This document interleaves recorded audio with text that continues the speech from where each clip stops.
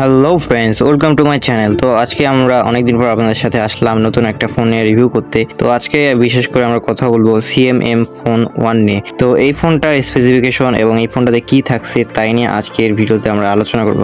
তো ভিডিওটা শুরু করার আগে বলে রাখি, আপনি যদি আমাদের চ্যানেলে নতুন হয়ে থাকেন ভিডিওতে লাইক দিয়ে চ্যানেলটিকে সাবস্ক্রাইব করে আমাদের সাথেই থাকবেন। প্রথমে শুরু করা যাক এই ফোনটার ডিজাইন এবং লুক নিয়ে। তো এই ফোনটার ডিজাইনের কথা বলতে গেলে আপনারা জানেন নাথিংয়ের যেসব ফোন আছে, এটা নাথিংয়ের ছোট ভাই বলা চলে। এরা সবসময় নতুন লুক নিয়ে আসে, তো এটাও তার ব্যতিক্রম না। এই ফোনটার লুকটা একটু নিউ লুকের সাথে দেওয়া হয়েছে এবং নিচে আপনি একটা স্ক্রুর মতন কিছু করতে পারবেন, যেটা ঘোরায় ঘোরায় খোলা যায়। আর মজার বিষয় হচ্ছে এই ফোনটার আপনি ব্যাক প্যানেলটা চাইলেই চেঞ্জ করতে পারবেন। আর এই ব্যাক প্যানেলটা থাকছে সিলিকন পলিমের, আর এটা আপনি তিনটি কালারে পেয়ে যাচ্ছেন, ব্ল্যাক, অরেঞ্জ ও লাইট গ্রিন। আর এই ফোনটার ডাইমেনশন থিকনেসের কথা বলতে গেলে এটার মধ্যে আপনি 8.2 মিলিমিটারের থিকনেসটা পেয়ে যাচ্ছেন। আর এই ফোনটার ওয়েট প্রায় 197 থেকে 202 গ্রামের মতন হতে পারে। আপনার ব্যাক কভার অনুযায়ী আলাদাও হতে পারে। আর এই ফোনটার ডিসপ্লে সেকশনে থাকছে 6.67 ইঞ্চির অ্যামোলেড ডিসপ্লে। আর এটার মধ্যে আপনি 2000 নিটসের পিক ব্রাইটনেসটা পেয়ে যাবেন, যেটা আপনি আউটডোরে স্পষ্টভাবেই দেখতে পারবেন। আর এর সাথে এই ডিসপ্লে থাকছে 120 হার্জের রিফ্রেশ রেট। এই ফোনটার রেজুলেশনে থাকছে 180x2400 পিক্সেলের। আর এটার মধ্যে আপনি 395 পিপিআই ডেন্সিটিও পেয়ে যাবেন। আর এই ডিসপ্লেটার মাধ্যমে আপনি 4K তেও বিভিন্ন ধরনের মাঝে মধ্যে ভিডিও দেখতে পারবেন। তো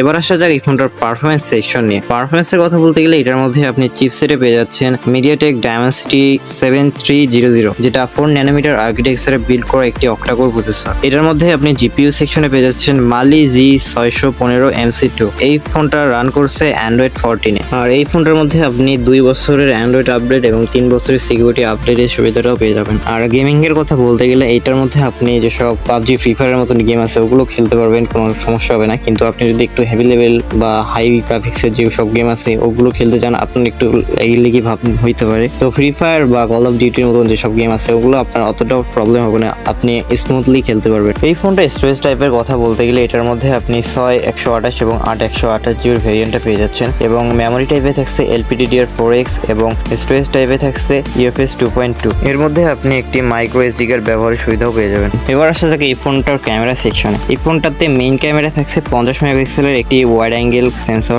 আর এর সাথে থাকছে 2 মেগাপিক্সেলের একটি ডেপথ সেন্সর। আপনারা সবাই জানেন যে ডেপথ সেন্সর আসলে বেশি একটা কোনো কাজে লাগে না, এটার বদল যদি আলট্রা ওয়াইডের কিছু দিত তাহলে আরো ভালো হইতো, কিন্তু ওটা দেয়নি। তো এই ক্যামেরাটার মাধ্যমে আপনি 4K তে 30 fps এ ভিডিও রেকর্ডিং করতে পারবেন সর্বোচ্চ। আর তাছাড়া আপনি যদি 60 fps এ রেকর্ড করতে চান তবে আপনি 180p তে রেকর্ড করতে পারবেন। আর ফ্রন্ট ক্যামেরা থাকছে একটি পাঞ্চুয়াল ক্যামেরা, আর এটা আপনার 16 মেগাপিক্সেলের একটি ওয়াইড অ্যাঙ্গেল ক্যামেরা থাকছে। আর এটার মাধ্যমে আপনি 180 30 fps এ ভিডিও রেকর্ডিং করতে পারবেন। তো সেলফি ক্যামেরাটা দিয়ে আপনি প্রায় মোটামুটি ভালো লেভেলের ফটোগ্রাফি করতে পারবেন। সাউন্ড কোয়ালিটির কথা বলতে গেলে এটার মধ্যে আপনি কোনো ডুয়াল স্পিকার পাচ্ছেন না, সিঙ্গেল স্পিকারে দেওয়া হচ্ছে। আর এটার মধ্যে 3.5 মিলিমিটার জ্যাকের সাপোর্টও থাকছে না। তার সাথে এটার মধ্যে NFC সাপোর্টটাও পাবেন না, কিন্তু এটার মধ্যে USB Type-C চার্জিং পোর্টটা থাকছে। আর সেন্সরের কথা বলতে গেলে এটার মধ্যে আপনি অ্যাক্সেলেরোমিটার, প্রক্সিমেট্রি, কম্পাস এবং ফিঙ্গারপ্রিন্ট সেন্সরে থাকছে under display optical fingerprint sensor. আর এই ফোনটার ব্যাটারি ব্যাকআপের কথা বলতে গেলে এটার মধ্যে আপনি 5000 mAh এর নো রিমুভাল ব্যাটারি পেয়ে যাচ্ছেন,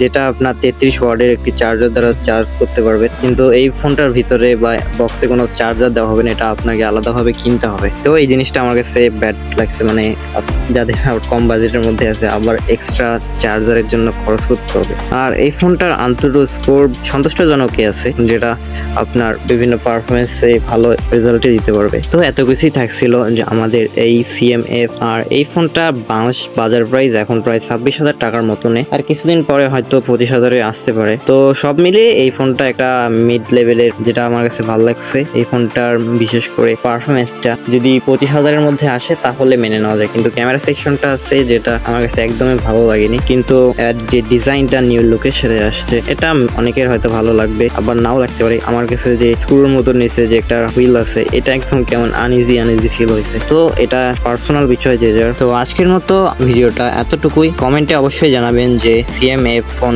1 আপনার কাছে কেমন লাগলো। এতক্ষণ আমাদের সাথে থাকার জন্য ধন্যবাদ, এবং চ্যানেলটা সাবস্ক্রাইব করে না থাকলে অবশ্যই সাবস্ক্রাইব করে পাশে থাকা বেল আইকনটি বাজিয়ে রাখবেন। দেখা হচ্ছে পরবর্তী অন্য কোনো ভিডিওতে।